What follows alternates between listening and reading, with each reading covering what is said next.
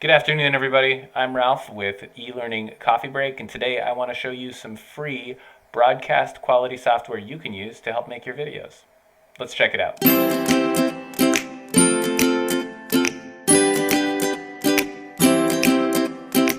So this is Streamlabs.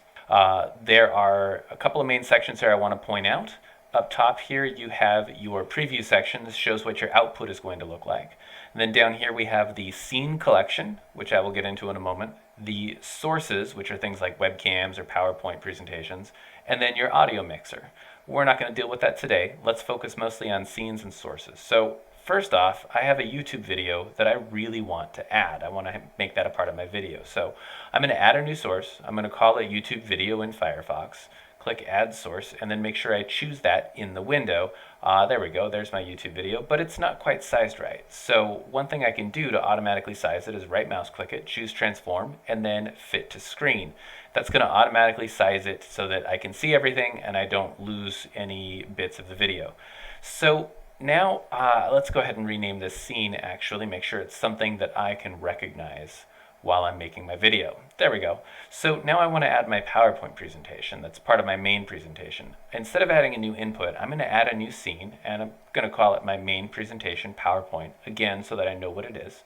And then now I've got a blank scene, and now I'm going to add that window, that PowerPoint window, using a window capture input. Click new source down here, and then let's go ahead and give that a good name that I will recognize. Add source and choose PowerPoint from this drop-down. There we go, there's my advanced underwater basket weaving, and we'll do the same thing again to make sure we fit it to the screen. Great, now we have our two scenes. One scene that has my underwater basket weaving YouTube video, and then the PowerPoint presentation, but I also want to add a scene at the very beginning here just to let people know that the video is about to start. So let's go up here and create a new scene, and we'll call it welcome, let's see, lecture starts soon, and put this up at the top, and it's blank. You know, we can add just about anything here. We could add a background video of a waterfall on loop, or you know, a really nice image of the college, but in this case I'm just going to add some text. We'll add welcome starting soon, and I'm going to go ahead and just type it in directly here under text, and then a little bit of resizing and configuration. There's all sorts of things you can do to make your text look better, but we'll save those for later videos. So now we have our introduction scene. Let's go ahead and do the same thing for a thank you scene at the very end of our video. So now I want to talk to you about hotkeys. Hotkeys are buttons I can set up on my keyboard to let me switch scenes automatically. The way I'm going to do that is first I'm going to rename the scene in a way that's just really helpful for me as kind of a best practice with the buttons that I want to use in order to trigger each scene. And in this case, I'm going to use the number pad. I want to use number pad 1, 2, 3, and 4. You know, the number pad is over on the right-hand side of your keyboard to switch between my different scenes. So I'm just going to put that in all caps, sort of as a best practice at the beginning of each one of my scenes. Numpad 1, 2, 3, and 4.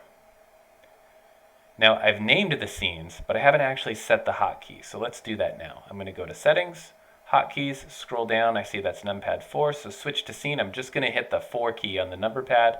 Same thing down here for numpad 2, numpad 1, and numpad 3. Now that sets up all my scenes, and I should be able to just hit the button. Look at that, there we go. I'm hitting numpad keys 1, 2, 3, and 4, and it's fading in between the individual scenes. Now all I have to do is hit record, start teaching my class,